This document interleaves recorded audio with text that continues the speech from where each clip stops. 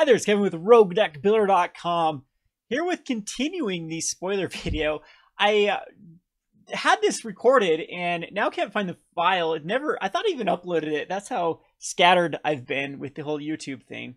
But I thought I'd re-go over the spoilers because I think I got to the June 21st, never uploaded the other one that I did. And there's some really, really cool cards in between the spoiler video that I put out earlier today and this one. I did talk about some of these cards in Market Monday and how they kind of interact with older cards. But I thought I'd go over them in the whole spoiler video.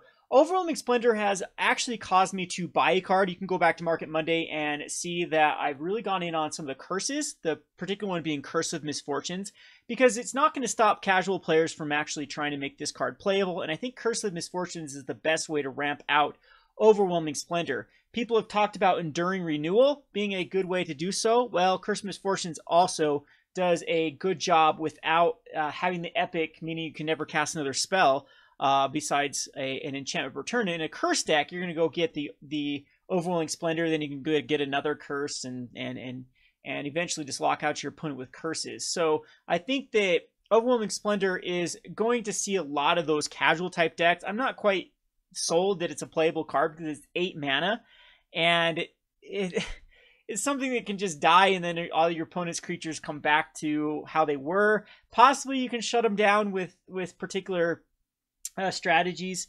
particular locks. Is the other all creatures get -1/-1 a player? That's a curse, isn't it?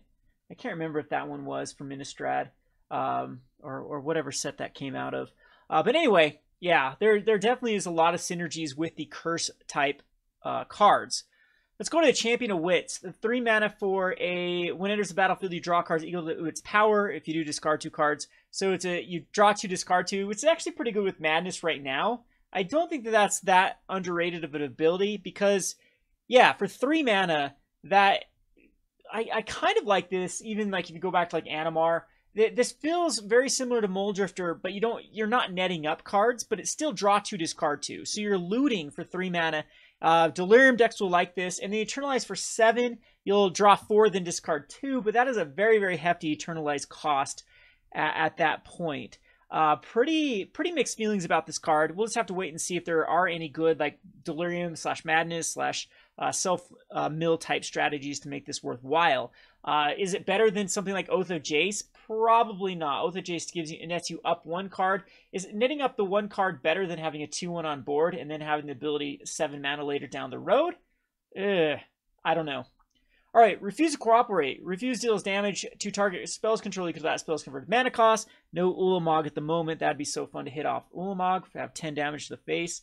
And then copy target instant or sorcery spell. I still like these Aftermath cards. I think that eventually these cards are going to be playable in the right shells. Just because you get any card where you get 2 effects out of 1 card is really, really good. And especially Cooperate, being able to copy target instant or sorcery spell. In a self-mill type strategy, this one's actually pretty good in your graveyard. I don't think like Storm wants it, for example, just because the Cooperate is a little bit hefty of a cost. You're reducing it with like Borrow and Goblin Electromancer maybe, and you can copy a particular spell. At that point, though, I mean, Grape Shop's already copying, and it's pretty lackluster there. But I think this one might end up being better than we're giving it credit for. Refuse is quite intensive mana cost for what it does, though. That's what they're really conservative with these Aftermath cards, which they probably needed to be. But I do like these 2 abilities. Then we have Amit Eternal. This is a Crocodile Demon zombie with Afflict 3, and whenever an opponent casts a spell, put a -1 and 1 counter on the Amit Eternal, and whenever it deals combat damage, you remove all those -1 and 1 counters.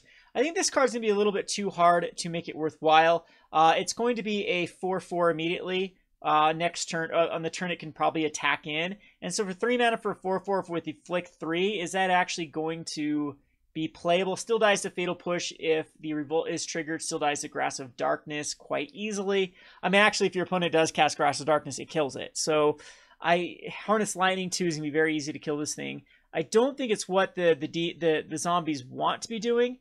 Like Plague Belcher, for example, I think is just better in that slot. but I could be proven wrong. Definitely could be proven wrong with this card. It does also have a lot of synergy whenever you put a -1 counter on a creature. So like the Hepatra and the Scarab, this one is just going to trigger those off a ton. So in that particular deck, yeah, I do like it. But as a standalone card, or just throwing it in zombies, it seems a little bit iffy to me. It's a lot of mana to throw in a card that can easily be taken care of or just dumbed down. So, yeah. Alrighty. Let's go back to the Sinius Striker. This has Eternalized 4 for a 2/2 that has the ability of giving +1/-1, pretty filler. And then a 1 mana Eternalized, pretty filler as well. You get a 1/1 later on. For 6 mana, you get a 4/4. I can see actually people running these with the 1/1 equipment spell. I mean, that's already like a strategy, like a kind of a blue aggro with an unblockable creature. This one also seems good because it gives 2 targets that have to be killed, and they get a little bit of benefit. So yeah, this is actually a pretty decent card in Limited. Struggle to Survive. Struggle deals damage to target creature equal number of lands you control, and each player shuffles his or graveyard into his or library. This actually isn't that bad. The Survive is kind of weird. This helps against Delirium. These don't do a lot. You can get back your own ramp spells, but that's pretty terrible. We do have some huge ramp spells at the moment with Nissa's Renewal as well as Splendid Reclamation. That Struggle can actually be a formidable thing if you have enough out. It does scale well because on turn 3 it's 3 damage, turn 4 it's 4 damage, turn 5 it's 5 damage a lot of times. So it's going to be able to dish off quite a bit of damage.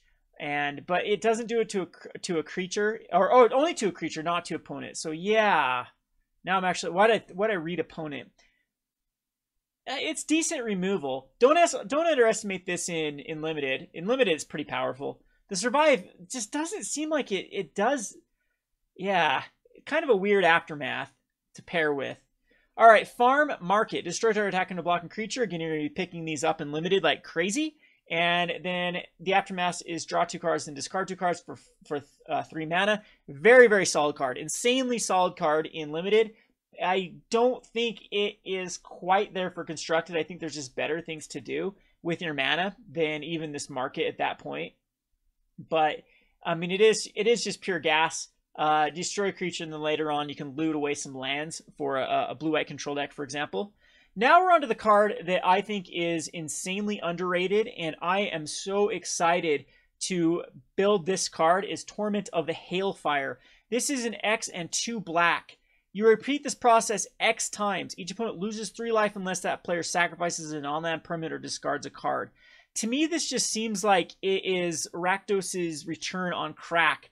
They're going to have to pitch their entire hand or take a ton of damage. Now, usually I don't like cards that give your opponent the choice, but even for 3 mana, it's they sacrifice an on-land permanent, discard a card, or lose 3 life. You're rarely going to be casting this for 1. For 2, it's discard 2 cards or lose a bunch of life. For 3, it's discard up to 9 life. So in like a control-based shell, the late game Torment of the Hailfire can do a ton of damage.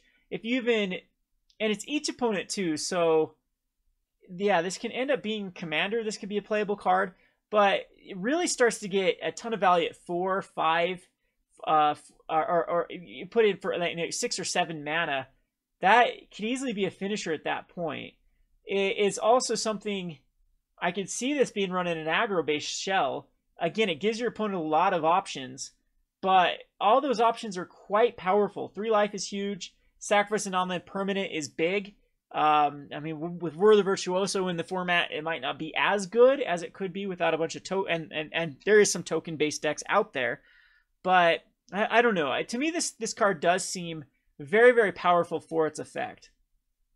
Torment of Scarabs is a 4-mana enchant player. It's another curse. At the beginning of the enchanted player's upkeep, that player loses 3 life unless he or she just sacrifices a land. Non-land permanent discards a card. So this is the bad version of Torment of Hailfire because it's going to take a lot of turns to do this. Could it see play? I highly doubt it. It's just too slow. Even in Limited, it's kind of awkward at that point. Giving your opponent that many options each turn is pretty bad. The Torment of Venom, put 3 -1 counters target creatures. Controller loses 3 life unless he or she sacrifices another non-land permanent or discards a card. This one I like a lot in Limited. as this just seems like a blowout because it's going to get 2 effects no matter what. Kill a creature and lose 3 life. Kill a creature, they have to sacrifice a permanent. Kill a creature, they have to discard a card. All of those are insanely relevant. I don't know if Torment of Venom is quite the constructed playable. I think you need to have... Removal spell needs to be 3 mana or less. Otherwise, if it was 3 mana, it'd feel very similar to like Unlicensed Disintegration on the power level. But there's a huge gap between 3 and 4 mana. Plus, the 3 counters at 4 mana can be quite weak, whereas 3 counters for 3 mana would be right on par. So I don't think it's going to be quite going to get there for constructed playable. We have 3 mana for Doomfall. Choose one, target opponent exiles a creature he or she controls, or target opponent reveals his or her hand and choose an online permanent, or choose an online card from an exile that card. This one is okay. It's like a cool sack. It gets around like sacrifice. It gets exiled for 3 mana. It's sorcery speed though, so at instant speed this would be really good because it'd be another instant speed discard, and that is really powerful. Yeah, between sorcery and instant, I mean, Kolaghan's Command, one of the reasons Kolaghan's Command is so good is the instant speed discard. So, quite disappointed this is a sorcery. So, I don't think it's going to be quite constructed playable, but limited, it seems quite versatile. But it could be a trap card at that point, because it's just going to get rid of a weaker card, a weaker creature, then like the CMC will be downgraded. Maybe you'll get rid of a 2 or a 1 cost. Or you can reveal their hand and get rid of a card at 3. At that point, like even a Mind Rot, just getting rid of 2 random cards is probably better. I don't know. It is more versatile than Ostracize. Ostracize has seen play before. Or not Ostracize. What was is it Ostracize, the 3 mana that just gets rid of a card? Anyway, there has been cards in the past that have seen play at one point.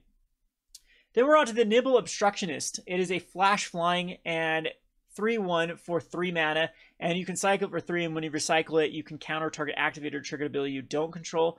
This card is insane for both Commander and if you go back into more of the Modern and Legacy. I actually like this a lot with even like Aether Vial type strategies. You could see this being played as a sideboard in Merfolk, as countering an activated or trigger ability is fairly decent for 3 mana. This can get rid of a fetch land. This can get rid of so many activations, and you still get a card. So think of the 2 mana spell. Players can't search their library, and you draw a card. There's also the 2 mana spell that counters an activated ability, and draw a card out of Modern. It's out of one of the Champions of Kamigawa set, I believe. I can't think of the... Oh, no, it was out of Mirrodin. Anyway, both of those cards do see play every now and again in Modern. And what this gives, though, is it gives a card that can still be a 3/1 beater. And we all know how fast a 3/1... That's a Delver of Secrets at that point. That flashes in. This card does it all. I think this is insanely good. I don't know if it's quite there for the... constructed. It wants to be a New White Flash, though. It pairs very well with Spell Queller. You have 2 basically Spell Queller type cards. This would be another answer for Aetherworks Marvel, but probably, as we saw though, there was not enough. You could put as much hate as you want against Aetherworks Marvel, and the card was just so much value that it needed to be banned. But I like this card a lot. It's a very, very, very powerful card, and it's pretty good. Alrighty, so let's look at this one. Rebuilding Kenra, 2 mana for a 2/2. When this creature enters the battlefield, you may give target creature +X another turn where it's power. So you can give something +2/2, so on. It curves quite well with your 1-drop, you know, swinging for 1. Another thing I kind of like with this is it can activate the God. You can give so you play this on turn 4. You give your Long Tusk Cub or whatever +2/2, and then Ronus can attack that turn. And then later on, when Eternalize, you'll give something +4/4.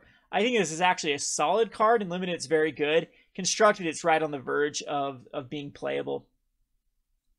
Okay, so we have Razaketh, the Foul-Blooded. This is an 8 mana for an 8/8 flying trample. Pay 2 life, sacrifice another creature, search your library for a card, put the card in your hand, then shuffle your library. This is going to be a very, very good commander card. I think that the Shadowborn Infiltrator, the Watchmen Market Monday video, the 1/1 wizard or clerics that go and get a demon when you sacrifice 6 of them. those work very well with this card. And it is an 80. I mean, you're gonna cheat this in, and it works with like even Goryo's Vengeance. And wow, yeah, so Goryo's Vengeance is gonna be pretty insane with this card too, because if you do have a creature out, maybe like Lingering Souls with this, and then you can kill your Lingering Souls to go get 2 cards. At that point, you can go get cards that can, possibly combo off. I'm sure people are going to figure out some stupid combo with this card. So it is really crowding the space for cards like Griselbrand. Griselbrand might just be more powerful as it immediately draws 7 cards, and in that aspect. But I mean, it gives a nice reanimation target for sure. We haven't had a good reanimation target, as most of the reanimation targets have like a cast effect that we wanted to exploit. And this one, though, you get immediate value out of it by being able to sack a creature and looting for something else. And so in standard, this is going to be my key target with Liliana to reanimate back. And then you can sacrifice like Rogue Refiners, for example, and then go grab whatever you need, any card you need, to get you out of the particular scenario. 8 mana is tough to cast, but is doable in a lot of those decks. Yeah, this card's going to be great. All right, the Earthshaker Kenra. Haste, 2/1. When it enters the battlefield, target creature with power less than or equal to its power can't block this turn. 2 mana haste for 2. Perfect. Later on, a 4/4. Perfect. I think this card's actually pretty solid for red. So it's going to get it for 2. That's what you want, maybe even more. And then when they take care of it later down the game, it could be that last 4 damage. I mean, in an aggro deck, you don't want to ever have 6 mana, but this is definitely viable. All right, so here's the card that I'm most excited, by far, out of everything that's been spoiled out of the set, is Uncage the Menagerie. This is a really underrated card. I don't know. The buzz that there hasn't been much buzz. A lot of people have just been like, oh, it's worse than Court of Calling. Sorcery Speed, it's worse than Collected Company. This card I really like in Jund, and I really like it in, there are a lot of decks, even in like Rug or Teamer Energy. You go get a Whirler Virtuoso, a Rogue Refiner, and at that point you can even play another 3-drop. What's another good 3-drop at the moment we have in the format? But for 5 mana, you get 3/3/3s. They have to be different, but still, that you do have to have like a variety of cards, but that's not tough to do. Where I really like this in Modern is Jund. For 4 mana, you can go get a Tarmogoyf and a Dark Confidant, or a Scavenging Ooze and a Tarmogoyf. Or at that point, you can go back even into like into anything that runs birds. For 3 mana, you can get a Birds of Paradise. That's not horrid. I mean, of course, at 2 mana, you go get a Voice of Resurgence and but where I'm really liking this too is in the combo, you go get the Vizier that no -1/-1 counters can be put on, and the Devoted Druid. Aren't they both 2 mana? I believe? Yeah. So you can go get both your combo pieces, and it's the same amount of mana that I mean, Coco's putting them directly into play, but Coco often can miss on what you're looking for. In Jund, though, where I like it too is at the 4-drop. So if you end up spending 6 mana into the Uncage, you can go get Kalidas, you can go get Olivia, you can go get Huntmaster of the Fells, and you can go get Pian Carandalar, for example. All of those have seen play at one point in Jund. If Bloodbraid Elf gets unbanned, you can go get Bloodbraid Elf. That's 4 cards you can get for 6 mana. This will fill back up your hand. I am a huge fan of Ranger of Eos. It's one of my favorite cards ever printed just because of how versatile the card is. This to me feels like a Ranger. Even at the 4 mana, it feels like a Ranger. Ranger goes and gets 2/1/1s and leaves back a 3/2 body. This goes and gets 2/2s, two 2-mana converted mana costed cards. Again, there's a lot of versatility with this card. In Soul Sisters, for example, even if looking at Soul Sisters, you can go get a Ariak Champion and a Pride Mate. But I don't think it's worthwhile to splash for green. I'm just saying, this card is insane. I absolutely love the card. Does it need to be instant speed? I don't think so. Ronus' Last Stand. Another card I think is pretty good. You create a 5 for a green snake. Effectively, you're paying 5 or 4 mana for this card because your lands won't untap during your next untap phase. People have already said, like, with an elf, though, you can effectively get around that kind of tax of the lands not untapping. But a 5/4 is actually perfect. It is it comes out on turn number 2. Do you really need to do anything on turn 3 at that point? Or, for example, in Stompy, you can go turn 1. You can put out a turn 1 experiment 1, for example, a turn 2 Ronus's Last Stand, and turn 3 you can still hold up a Rancor and put a Rancor on the Ronus's Last Stand, have a 7/4 trample creature. This creature can be populated in any sort of populate type deck. We have in any processions, for example, it put out 2 5/4 green snakes, and that is not bad. That is a pretty good card for its mana cost, even though you're effectively putting in 4 mana to this card. I don't know. To me, this seems like it's insanely playable and is going to be very, very aggressive. Fortunately, we do have a card to keep it in check. We have 2 of them right now, Grasp of Darkness and Fatal Push. Harness Lightning also scales quite well. On the turn that you're casting Harness Lightning off like an Aether Hub, you can kill this. So keep that in mind, but I think that this is going to see play. And it's going to be the nice green beater that we don't have. Again, it can be returned back to the hand too, so it does have there's some definite risks to running this card. The Irresolute Survivors, you can exert as it attacks, and whenever you exert a creature, it deals 1 damage to each opponent, and you gain a life. Solid pickup. I don't think that it's quite playable in Constructed for a 3/3 for 3 mana, but it definitely is good in Limited, especially if you get a lot of other exert cards. And yep, and it's in those exert colors. Usually, most of the exert is in either white or red. The River Hoopoe is how you pronounce it. 1/3 flying, you gain a life, draw a card later on for 5 mana. Kind of cool at Training Grounds, but even Training Grounds, that's kind of a steep cost. 3 mana to draw a card and gain 2 life. I'll probably still end up putting it in my now I can't even think of the deck, the tutor, the green-blue tutor commander. Having a brain fart right now. Anyway, you always want the one that wherever you cast a green spell, you search your library for a creature and put it on top of your library. Whenever you cast a blue spell, draw a card. You always want cards that are both green and blue. The Vizier of the True, 4 mana for 3/2. When you exert it as it attacks, you tap a creature. Sure, nice little filler card, 4 mana. Great card for kind of the mid-range aggro strategies.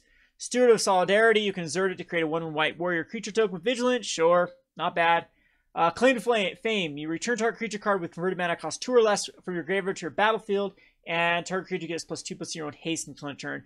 They've already been talking about how this is, LSV did a whole video about how this is going to make the Death Shadow the undisputed best deck in Modern. If it already isn't, it is going to be the best deck, as it can return back the Death Shadow. It can also return back like Delver of Secrets. It can return back the Young Pyromancer.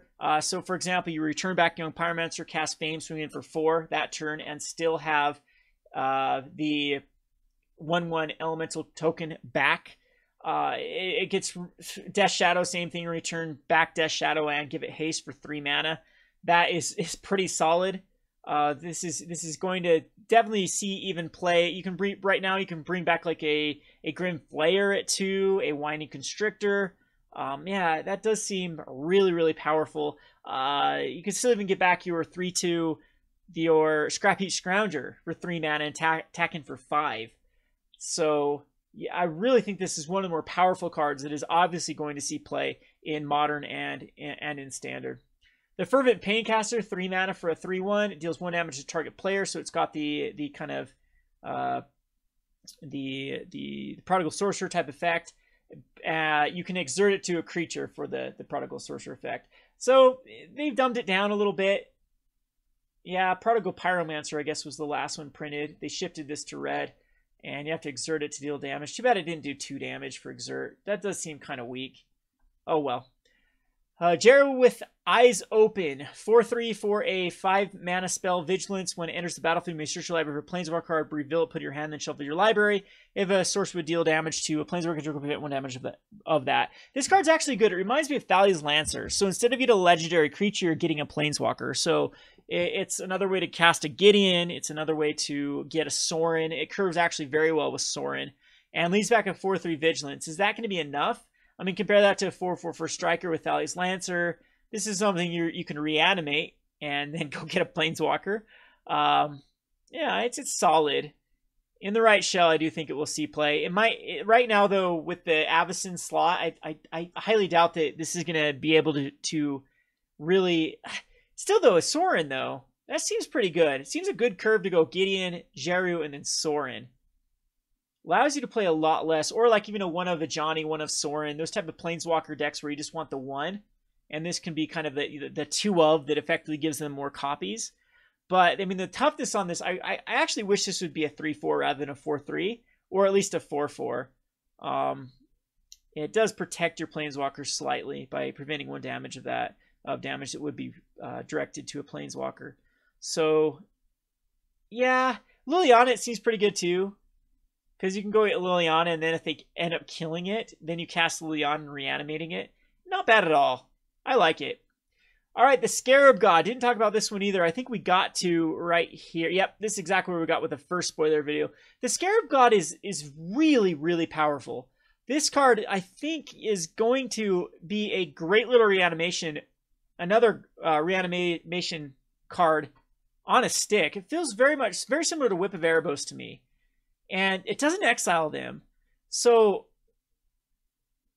ignore the first ability. It's fine. I think that people are going to get focused too much on zombies. The thing is, this guy creates zombies. And it does have the...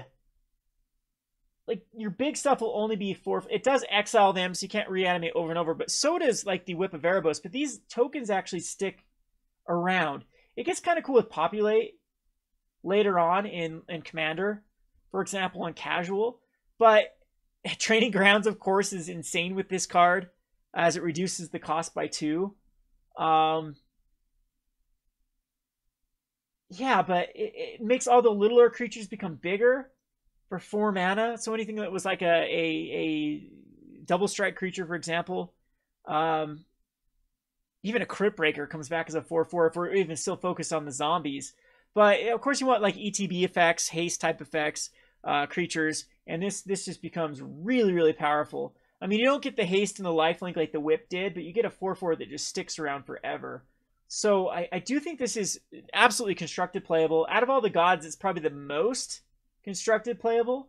I do like the 6 mana Locust God, but this one just seems like it's just pure gas for 5 mana. So just later on, the top end of a curve in a lot of the decks, I'll probably like this in the Sultai Energy. I am missing, like right now what I use in Sultai Energy is Ishkanah, and I think the Scarab God will just be better than Ishkanah. As getting back Rogue Refiners that then turn into 4/4s, or getting back, what else do I have in the deck? Longtusk Cubs at the moment. And the 2/1 energy guy that draws a card, Little Dark Confidant, the Glint Sleeve Siphoner becomes a 4/4 with Menace. All of those seem like this is just pure value, pure gas later on. And that's what the deck does. I'll have to showcase the deck. I had a couple 5/0 finishes and 4/1 finishes on MTGO with it, and does really well against like the Teamer energy, and really good against green-black Delirium and green-black energy. As the Rogue Refiners and the all those cards just keep on coming. And very good against Torrential Gearhulks. And I think this is a very key card rather than Ishkanah. Ishkanah is great at clogging the board. Speaking of Ishkanah, though, you can get an Ishkanah back out of the graveyard. It becomes a 4/4 and then creates all those. So I like this card a lot. Last but not least is the Hope Tender. You can untap a land for 1 mana. So that's Nykthos Shrine of Nyx, for example. It does cost 1 to untap it. And then you can exert it to untap 2 target lands. Yeah, that seems pretty good. Going back in Gaia's Cradles. Back to the deck that I want to build with Ulamog. Check the spoiler video that came out before this. You can untap 2 of the shrines for Ulamog, for example. Or anything that... If you put the gift right now, is it called Gift of Paradise, I think it is, that allows you to tap for 2 mana. You can untap 2 lands for 1 and net up mana at that point. I think the Exert is pretty good. I mean, of course, the 1 that I have to activate it with 1 is kind of awkward, but it is just 2 mana for an ability that a lot of times, I guess the Voyaging Satyr was 2.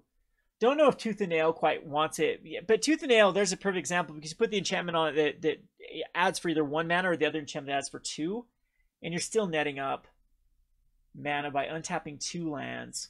And one of those can be a Nykthos Shrine of Nyx, for example. So I don't know. I think there's a lot of synergies this card has to offer. So there you have it. We're caught up with spoiler videos. I know I kind of get rambling on a lot of these, but I hope you like the discussion that I bring to the table. And it's not just more static, more noise with the spoiler type videos. Anyway, this has been Kevin with RogueDeckBuilder.com. Thanks for watching.